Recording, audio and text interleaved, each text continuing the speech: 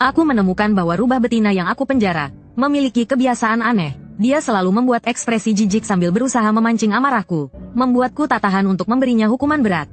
Jadi aku memegang erat telinga rubahnya, dan menginjak ekor rubahnya dengan keras. Memaksanya mengisap ujung jariku, namun saat dia terlihat menikmati, aku menendangnya dengan keras. Setelah aku sekali lagi menghukum si gadis utama, sistem yang lama menghilang tiba-tiba berbunyi nyaring.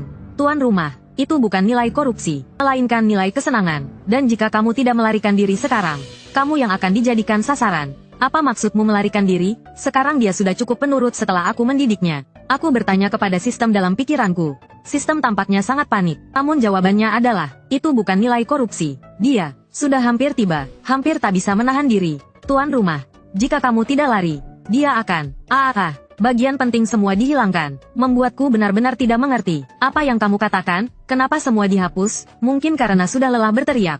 Sistem akhirnya diam lama sebelum menjawab. Karena hukum terkait tidak mengizinkan. Aku tidak mengerti. Apa yang tidak boleh didengar oleh tuan rumah yang terhormat ini? Sistem kembali diam, dan meninggalkan satu kalimat terakhir. Tuan rumah, berdoalah untuk keselamatanmu. Aku mengabaikannya. Ketika pertama kali tiba di dunia ini, sistem sudah memberitahuku bahwa mereka kekurangan sumber daya. Karena mengikat banyak orang, tidak dapat memperhitungkanku, dan aku adalah penjahat sampingan yang paling tidak penting dalam ikatan mereka. Seorang korban tak berarti dalam cerita. Jadi, aku dibiarkan begitu saja. Tugasku juga sangat sederhana, hanya perlu membuat gadis utama, Liu Ruyan, terjerumus ke dalam kegelapan. Dalam alur cerita dunia kultivasi ini, Liu Ruyan adalah rubah 9 ekor yang tak terjangkau. Dia adalah bakat muda yang luar biasa di dunia kultivasi, namun dibenci dan dijebak oleh orang lain. Setelah terluka parah, dia ditangkap oleh keluarga penjinak monster. Dan aku adalah pewaris muda keluarga penjinak monster ini, dan juga tokoh pria jahat dalam cerita. Aku berniat menjinakkan Liu Ruyan dengan kekerasan, menyiksanya dengan berbagai cara, memaksanya jatuh ke dalam kegelapan, menjatuhkan gadis suci rubah ini dari alasannya, merendahkannya, membuatnya kotor dan rusak. Akhirnya, dia menjadi iblis pembunuh tanpa ampun. Lalu tokoh pria baik hati muncul, mencintainya dan bertarung dengannya, akhirnya menyelamatkan dirinya yang hancur dari jurang kebinasaan. Sekarang, tugasku hampir selesai. Rasa tangan yang ada di pergelangan kakiku semakin erat. Aku menendang tangan Liu Ruyan dengan rasa sakit dan memarahinya. Apa yang kau lakukan? Siapa yang mengizinkanmu menyentuhku sembarangan? Liu Ruyan menatapku dengan mata yang kelam, seolah ingin memakan diriku. Dia pasti sangat membenciku. Aku bermain peran dengan sangat baik. Aku mencengkeram dagunya, memaksanya mengangkat wajah yang memikat semua orang. Liu Ruyan, sungguh, adalah tokoh utama yang sempurna. Rambut putih, mata merah, fitur wajah yang sempurna, dengan aura yang dingin dan luhur. Wajah yang mempesona ini, sungguh tidak pernah membosankan untuk dilihat. Namun, menyiksa tokoh utama adalah tugas harianku. Kau melihat apa? Aku mengancamnya dengan kejam. Jika kau terus melihat, aku akan mencungkil matamu. Mata darah Liu Ruyan tetap menatapku dengan tajam. Ini adalah tokoh utama. Aku tidak bisa benar-benar mencungkil matanya. Jika dia buta, bagaimana dia bisa bersama dengan tokoh pria yang bahagia? Tapi sebagai tokoh jahat, aku masih bisa mengajarnya, kan? Aku mengaitkan dagunya. Jariku mengusap pipinya yang halus dan cerah hingga ke belakang telinga. Dia dipermalukan seperti ini, memamerkan lehernya. Wajah putihnya langsung memerah, merah hingga ke dasar telinga. Liu Ruyan, sebagai rubah 9 ekor yang suci dan bersih. Bagaimana dia bisa tahan dengan ini? Seperti yang sudah diduga, dia mendorong tanganku dengan keras. Serigala jahat itu menatapku dengan marah. Dengan suara serak penuh kebencian. Hei Qiang, kau akan menyesal. Aku tidak peduli. Lalu, apa yang bisa kau lakukan padaku? Jika dia tidak ingin aku menyentuhnya, aku tetap ingin melakukannya. Jadi aku mulai bermain dengan ekor besar berbulu lebatnya. Ekor rubah itu menumpuk di pinggang dan di belakang. Rasanya sangat lembut. Memikirkan bahwa aku mungkin tidak bisa bermain dengannya lagi. Aku hanya ingin mengeksplorasi, memamerkan Liu Ruyan sepenuhnya. Saat aku bermain, aku bertanya-tanya, apakah kau tidak kehilangan kontrol? Mengapa tanganmu begitu lengket? Liu Ruyan tiba-tiba menggenggam pergelangan tanganku dan mendorongku dengan keras. Wajahnya semakin merah. Kupikir penghinaan hari ini sudah cukup. Aku mendengus. Kau sangat tidak patuh hari ini. Aku hukum kau tidak boleh tidur di tempat tidur. Ketika Liu Ruyan pertama kali ditangkap, dia dikurung di dalam sangkar besar dengan pakaian putih bersih yang penuh darah. Dulu, kemewahan dan kesuciannya yang tinggi telah berubah menjadi kehancuran yang tak layak dilihat. Keindahan pakaian yang rusak memiliki daya tarik tersendiri. Namun, aku tidak tahan melihatnya. Aku pingsan melihat darah. Aku tidak tahan melihat para penjaga monster membuat lantai penuh darah. Menurut alur cerita, setelah mengambil Liu Ruyan, aku pertama-tama membawanya ke kolam pemulihan selama 3 hari 3 malam. Sistem terus mengingatkan dalam pikiranku, tuanku, kau harus mencoba menjinakkan tokoh utama yang keras kepala. menyiksa tubuhnya dengan ribuan luka, menyiksanya hingga hancur, lalu menghina dia dengan segala cara, merusak hati dan jiwanya, agar dia benar-benar jatuh ke dalam kegelapan.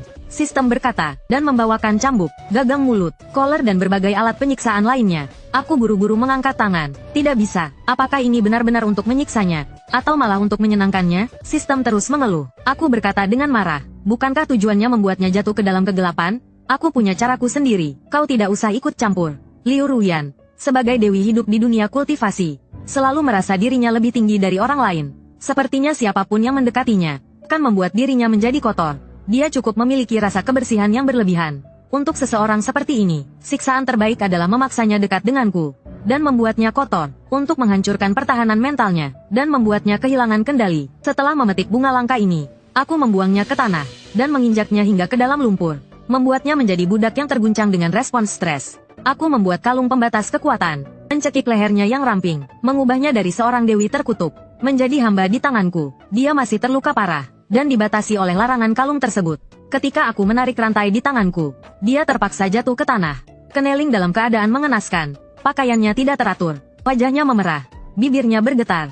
Dalam alur cerita asli, dia disiksa selama 3 bulan. Tanpa ekspresi, tidak mau tunduk. Sekarang, aku hanya butuh beberapa hari untuk mencapainya. Melihat ekspresi terhinanya, sistem terkesan dengan keterampilanku yang luar biasa. Terdiam. Semoga misi Tuan berjalan lancar. Menunggu berita baik. Setelah mengatakan itu, sistem offline. Untuk menghancurkan mental sang tokoh utama, aku membuatnya tetap dekat denganku. Selalu menghina dirinya. Tidak bisa dipungkiri, Liu Ruyan benar-benar cantik. Meskipun nasibnya seperti ini, namun tetap membuat orang merasa kasihan. Bunga langka jatuh dalam debu. Aku juga memaksanya tinggal dan makan denganku. Memaksanya hanya makan sisa makananku. Menggunakan ekornya sebagai pijakan kaki. Di malam hari, dia harus kembali ke bentuk rubah untuk menghangatkan ranjangku. Dia paling membenci sentuhan orang lain. Pasti sangat menjijikkan baginya. Aku menarik telinga rubahnya dan menyebutnya hanya anjing peliharaanku. Apa yang dia anggap mulia. Jujur, itu cukup menyenangkan.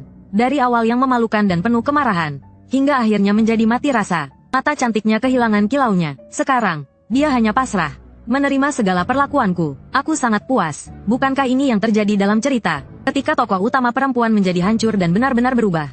Tampil patuh di luar, padahal dalam hati ingin membalas dendam dengan gila. Aku mencari alasan sewenang-wenang, dan menghukumnya untuk malam ini tidak boleh tidur di ranjang.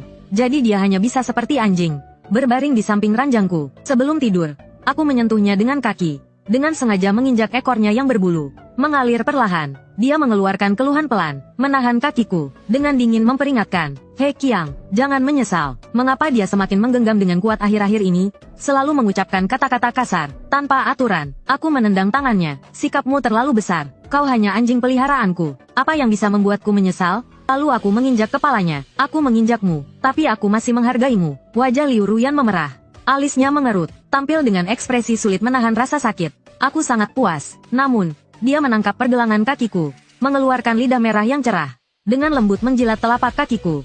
Sentuhan licin, membuat ayah kecil saya langsung berdiri. Wajah Liu Ruyan sedikit memerah. Namun jarang sekali ia menunjukkan senyum dingin. "Bukankah kamu bilang, aku anjingmu?" Anjing memang suka menjilat. Bunga di gunung yang selalu dingin tersenyum. Cerah dan mempesona. Tengah malam, aku terbangun oleh mimpi buruk. Di dalam mimpi, seekor monster besar menekan tubuhku, menghalangi aku untuk bergerak. Monster itu menjulurkan lidahnya dan menjilat seluruh tubuhku, lalu membuka mulutnya untuk menggigitku. Ia ingin memakanku. Sebelum aku hampir dimakan, aku akhirnya terbangun. Saat mencuci muka, aku melihat di cermin. Ada bekas merah seperti bintang di leherku. Aku tidak tahu mengapa ada banyak. Barulah aku menyadari, ternyata semalam aku digigit serangga sepanjang malam. Aku langsung marah besar. Aku menarik kalung yang menahan Liu Ruyan dengan kasar. "Bukankah kamu punya mantra pelindung tubuh yang membuatmu kebal terhadap ular dan serangga? Mengapa semalam kamu tidak membantu aku menghalau nyamuk?" Akibatnya, aku digigit hingga muncul banyak bekas. Liu Ruyan diam tanpa berkata-kata, menatap bekas di leherku. Matanya menyala-nyala. Pasti dia sangat membenciku. Aku memakan semua obat herbal dan buah suci yang diantar hari ini, lalu memberikannya kepada Liu Ruyan sebagai pewaris keluarga pemburu iblis. Setiap hari, hidupku penuh dengan kemewahan. Semua kebutuhan makan dan pakaianku, semuanya melimpah ruah. Biasanya aku tidak bisa makan sebanyak itu. Jadi semua yang tidak kuinginkan atau tidak bisa kubatalkan, langsung kuberikan pada Liu Ruyan. Banyak yang bahkan tidak terjamah. Tapi hari ini, untuk menghukumnya, untuk menjengkelkannya, aku sengaja memakannya terlebih dahulu sebelum memberikannya, agar dia terpaksa menahan jijik dan makan air liurku. Tunggu, aku sengaja menunjuk pada tempat yang telah kugigit dan memerintahkannya. Mulai dari sini, makan. Liu Ruyan hanya bisa diam-diam memutar buah suci. Menggigit bagian yang sudah kugigit. Aku bertanya dengan senyum lebar. Apakah air liurku enak? Liu Ruyan menatapku dengan tatapan tajam. Suara terdengar parau, sangat manis. Mendengar jawaban itu, aku merasa ada yang aneh. Tapi tidak bisa menjelaskannya. Liu Ruyan hampir mencapai tahap gelap. Dia pasti akan melepaskan kalung dan melarikan diri. Menurut cerita, dia sudah lama menunggu. Sekarang dia hampir memulihkan kekuatan sihirnya. Dia akan mencoba melarikan diri setelah menyelidiki lingkungan. Mematahkan belenggu dan menyerangku. Aku melihat waktu cerita sudah tiba. Tapi Liu Ruyan masih belum bergerak. Aku merasa heran. Apa dia belum sepenuhnya pulih? Seharusnya tidak begitu. Untuk memastikan cerita berjalan seperti seharusnya, aku memberinya buah suci setiap hari. Obat herbal. Tanpa terlewat, aku juga sering melemparkannya ke kolam Linghua yang dikenal sebagai tempat penyembuhan. Dibandingkan dengan cerita aslinya, dia setiap hari disiksa hingga berdarah-darah. Luka parah sulit disembuhkan, dan belum bisa makan. Tapi sekarang sudah jauh lebih baik. Tapi dalam cerita asli begitu, dia bisa pulih. Mengapa sekarang tidak bisa pulih? Aku tidak bisa memahaminya. Aku pergi ke apotek dan mengambil segenggam pil ajaib, obat pemulih, kembali dan memaksanya untuk makan. Begitu Liu Ruyan mencium bau obat ini, wajahnya berubah. Hei Qiang, apakah kamu tahu apa yang sedang kamu lakukan? Dia pasti berpikir aku akan meracuni dirinya. Anggap saja begitu. Aku langsung menarik kalungnya, menjatuhkannya hingga berlutut di depan. Meraih segenggam obat pemulih, lalu memasukkannya ke mulutnya. Tahu kan, kamu setiap hari berpura-pura angkuh di hadapanku. Aku jadi kesal melihatnya. Makanlah obat ini agar kamu sadar. Aku sengaja mengancamnya. Obat ini hanya bisa aku atasi. Kalau mencoba lari, kamu akan tamat. Ekspresi Liu Ruyan aneh. Obat ini hanya bisa kamu atasi. Begitu dia membuka mulutnya, aku langsung menyumpalkan obat ke dalam mulutnya. Lalu apa? Kamu banyak bicara sekali. Makan saja. Liu Ruyan menelan beberapa pil sekaligus. Tertatap tajam ke arahku. Matanya penuh dengan kebencian. Pasti ingin sekali merobekku. Mungkin obat pemulih terlalu kuat. Tak lama kemudian wajahnya memerah dan tubuhnya panas. Aku menepuk pantatku dan bersiap pergi. Memberi dia waktu untuk memulihkan diri. Namun ekornya melilit kakinya. Aku jatuh terjerembab ke ranjang. Aku marah besar. Apa yang kamu lakukan? Kamu sudah keterlaluan. Liu Ruyan pura-pura tidak mendengar. Tubuhnya yang panas menempel di punggungku. Jari-jarinya yang panjang merayap di sela-sela jari tanganku. Telapak tangannya saling mengunci. Napasku terasa panas di telingaku. Suara yang magnetik dan serak. Tadi kita sudah sepakat menjadi obat penawarku. Sekarang mau lari kemana?